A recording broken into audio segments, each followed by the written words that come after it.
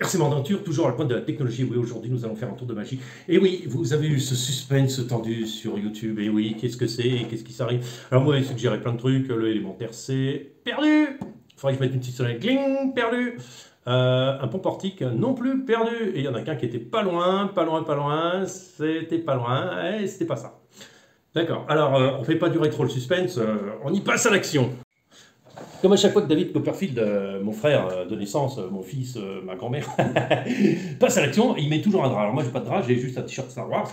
Donc je mets le drap et je fais abzoum, abzoum, abzoum. Qu'est-ce qu'on peut dire? Abracadabra, brouche, nouche, nouche. Ça, c'est plutôt la Russie. Qu'est-ce qu'on va faire? Ici, en République tchèque, on dit Chari Marifouk. Grâce à ma magie, magie, magie. Quelque chose est apparu. Qu'est-ce que c'est quoi donc? Commençons par le début. Je pense que ça va stresser du monde. Non, ça c'est trop. Je sais pas quoi mettre en premier parce que tout va vous aider tout de suite. Ça va pas du tout, ça. Ça va pas, ça va pas, ça va pas. Bon, je le fais d'un coup. Allez, non, je vais vous mettre sur la voie petit à petit. Allez, un chargeur de pile pour la télécommande. Ça valait le coup de faire autant de suspense pour un chargeur. Je vous ai bien eu, hein. Allez, ça vous met pas sur la voie? Des piles pour la télécommande. Non plus. Eh ben on y va, allez, vous avez tous perdu, il n'y a personne qui a trouvé, mais c'est pas grave, de toute façon c'était trop compliqué à trouver. Allez, c'est parti, hop. Et oui, aussi incroyable que ça peut se paraître, une mini Z. Alors, pourquoi cet animal poilu et censitaire? Parce que j'ai envie de changer un peu de truc. Là, c'est l'hiver, il fait nuit à 4 heures, j'ai plus le temps de rouler du tout, vous voyez, je fais plus de vidéos vraiment. Demain non plus, aujourd'hui ça a été du boulot à mort sur le marché et donc du coup je me dis en intérieur il y a peut-être moyen de faire quelque chose. Alors voilà, j'ai choisi la Dodge Challenger que nous allons déballer tout de suite, tout de suite, tout de suite façon... alors c'est un peu destroyed parce que voilà, alors Brichenté tu vas adorer hein, c'est pas le modèle que t'aimes mais voilà, hop putain, si je la casse tout de suite, ah c'est chouette, elle est belle hein. Elle est belle, hein. Alors l'intérêt c'est que je vais prendre plusieurs carrosseries, c'est un modèle drift, hein. C'est le modèle drift. Alors pourquoi un modèle drift? Parce qu'à la maison quand on n'a pas de place, drift. Après, je suis allé voir donc on appelle ça Profi Model, donc qui est mon fournisseur préféré et qui est de très bons conseils. Alors ça c'est vraiment exceptionnel pour ça. Et alors il commence à me connaître maintenant que j'achète tout chez eux. Et il m'a expliqué comment ça se passe. En fait, les drifts, ou alors tu achètes une 1/10 et une 1/10 d'un certain prix pour avoir quelque chose de correct et qui navigue bien, soit tu vas sur le Mini Z. Entre les deux, il y a d'un 18e, un 16e machin, oubliez, ça marche pas. C'est ce qui m'expliquait, ça marche pas bien. Alors, entre les deux, c'est le même tarif grosso modo, c'est un peu plus cher la 10e, parce que bon, en gros, à ce prix-là, on a plutôt un châssis simplement. Mais celui-là, l'avantage, c'est que aussi, il y a des courses, il y a une salle Mini Z, donc je vais peut-être pouvoir m'inscrire là-dedans, histoire d'avoir un peu un autre feeling que juste les rochers, et pouvoir un peu faire des trucs le soir dans la semaine.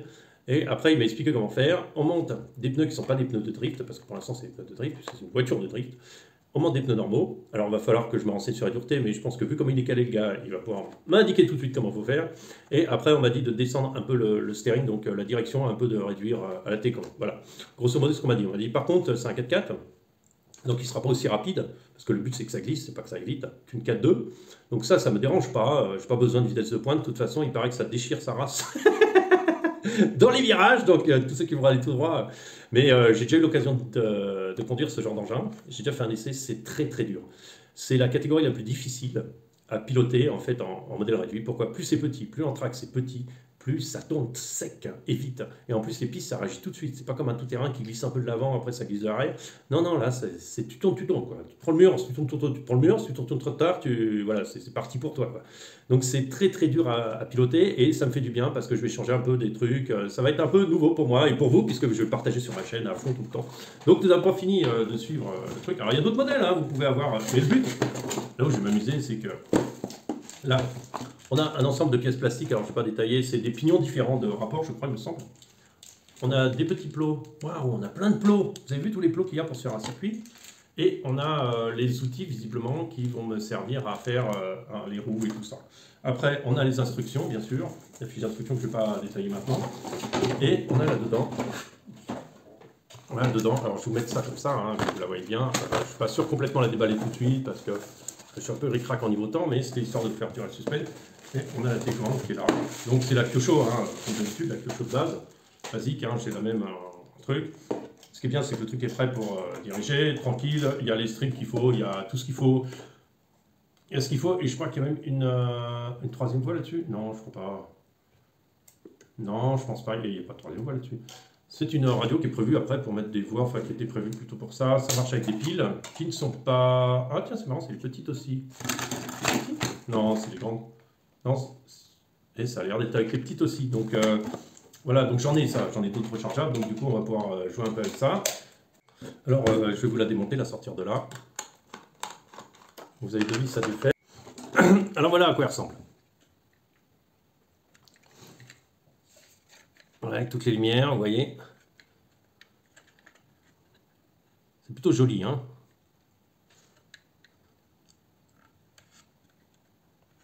Alors après, on peut mettre un kit LED dedans, que j'ai commandé. Donc il y aura des petites lumières derrière devant.